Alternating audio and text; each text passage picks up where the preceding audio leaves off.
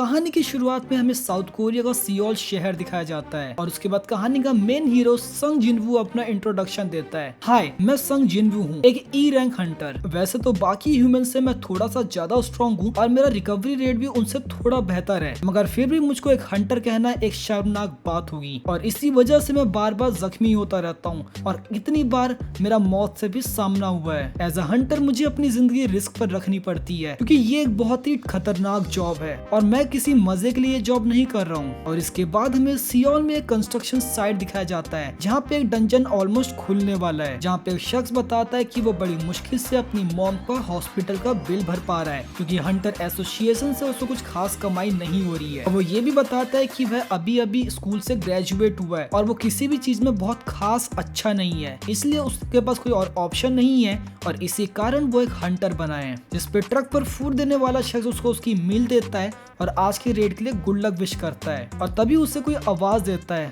और कहता है कि काफी टाइम हो गया तुम्हें देखे हुए। जिस पर किम कहता है, अरे ये तो पार्क है, तुम यहाँ कैसे आए? किम मुझसे पूछता है कि तुमने तो ये जॉब छोड़ दी थी ना। जिस पे पार्क बताता है कि उसकी वाइफ अभी दोबारा से प्रेग्नेंट है और उनका दूसरा बच्चा होने वाला है और इसी वजह से वो यहाँ पे आया है और इसके बाद वो हंसना शुरू कर देता है। जिस पर पार्क बताता है कि वो बहुत डरा हुआ है क्योंकि उसकी लास्ट रेट को काफी ज्यादा समय हो चुका है। वो ये भी बताता है कि वो पहले से ही बहुत अच्छा हंटर नहीं था और इतने बड़े ब्रेक के बाद उसकी स्किल्स और ज्यादा बेकार हो चुकी है। लेकिन तभी किम जो है संग को देखता है और कहता है, हे संग कैसे हो? और तभी एक दूसरा शख्स भी संग से बात करना स्टार्ट कर देता है कि रास्ते में तो बहुत ज्यादा ठंड थी, शुक्रिया कि तुम आ गए। जिस पर संग कहता है कि इसकी तो कोई जरूरत नहीं है और फिर एक नकली हंसी हंसता है और कहता है कि वो भी एक्साइटेड है उनके साथ आज काम पे जाने के लिए हमेशा की तरह। और तभी किम जो है संग को दोबारा से आवाज देता है, संग संग कैसे हो? क्या तुमने खाना खा लिया? हाँ मैंने खाना खा लिया मिस्टर किम, शुक्रिया पूछने के लिए। जिस पर पार्क पूछता है कि क्या वो बहुत ज्यादा स्ट्रॉन्ग है क्योंकि हर कोई उसको देख के बहुत ज्यादा खुश है। जिस पर किम हंसना शुरू कर देता है और कहता है कि शायद तुम्हें पता नहीं होगा क्योंकि वो तभी आया था जब तुमने इस जॉब को छोड़ दिया था। और संग का निकनेम बताता है,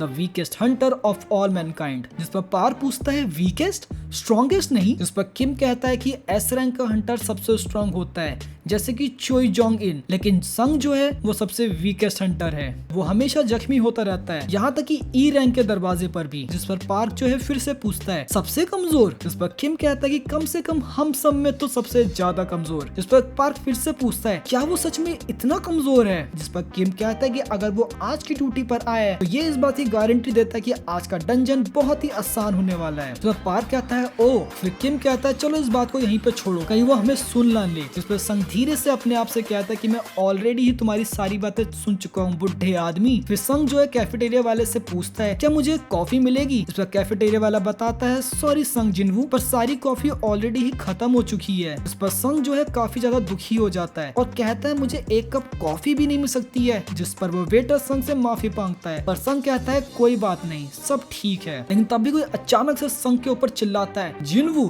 तुम्हें फिर से चोट लग गई। और फिर हमें एक बहुत ही खूबसूरत सी लड़की दिखाई जाती है जिससे संग कहता है, हाँ हेलो, अच्छा तो तुम भी आज की रेट पे चल रही हो जूही? जिस पर जूही कहती है, हाँ मैं भी चल रही हूँ, लेकिन वो टॉपिक नहीं है, आखिर तुम्हारे चेहरे को क्या हुआ? जिस पर संग बताता है कि उसको चोट लग गई और उसका चेहरा ऐसा हो गया। जिस पर जूही फिर उससे पूछती है, क्या तुम्हें हॉस्पिटल में भी भर्ती किया गया था? जिसका संग जवाब देता है, हाँ। संग बताता है कि वो एक ई रैंक डंजन में गया था पर न जाने क्यों सिर्फ वही था जिसको चोट लगी, आखिर ये पॉसिबल कैसे है? जिस पर संग बताता है कि उसको छोड़ के बाकी सारे हंटर्स हाई रैंक के थे तो उन्होंने किसी हीलर को अपने साथ ले जाना सही नहीं समझा। जिस पर जूही जो है काफी गुस्सा हो जाती है और कहती है कि माना कि वो कॉन्फिडेंट थे कि उन्हें चोट नहीं लगेगी, लेकिन इसका ये मतलब थोड़ी कि वो हीलर को अपने साथ लेकर नहीं जाएंगे। इस पर संग कहता है, सब ठीक है, मेरी ही गलती थी, मैं सबसे कमजोर था तो मुझे इसकी आदत है, तुम ऑलरेडी जानती हो जूही। इस पर जूही जो है थोड़ी सी उदास हो जाती है। जिस पर संग कहता है कि लगता है गेट के पास जाने का समय आ चुका है, चलो चले जूही। जिस पर जूही कहती है, ठीक है। और तभी एक हंटर उन सबको इकट्ठा करके कहता है कि सुनो सभी, मुझे यकीन है कि आज बहुत ही अच्छा समय बीतने वाला है और वो डेफिनेटली आज एक जैकपॉट हिट करेंगे। और वो उन सबसे एक बात कहना चाहता है, वो कहता है कि मैं सोच रहा हूँ कि आज की टीम को मैं लीड करूँ, तुम सबका इस बारे में क्या ख्याल है? जिस पर किम कहता है कि तुम हम सब में हाईएस्ट रैंक के हो तो मैं इस बात को अप्रूव करता हूँ। पार्क भी कहता है कि हम सब सॉन्ग की स्किल्स में निर्भर रह सकते हैं और उसके बाद सभी सॉन्ग को अपना लीडर अप्रूव कर देते हैं। और उसके बाद संग भी कहता है कि हम सब आप पे काउंट कर रहे हैं मिस्टर सॉन्ग, और फिर सभी उस डंजन के अंदर जाने लगते हैं। जिस पर किम संग को टॉन्ट कसते हुए कहता है कि हमारे पीछे रहना, कहीं तुम्हें चोट न लग जाए। इस पर संग हंसते हुए कहता है ठीक है,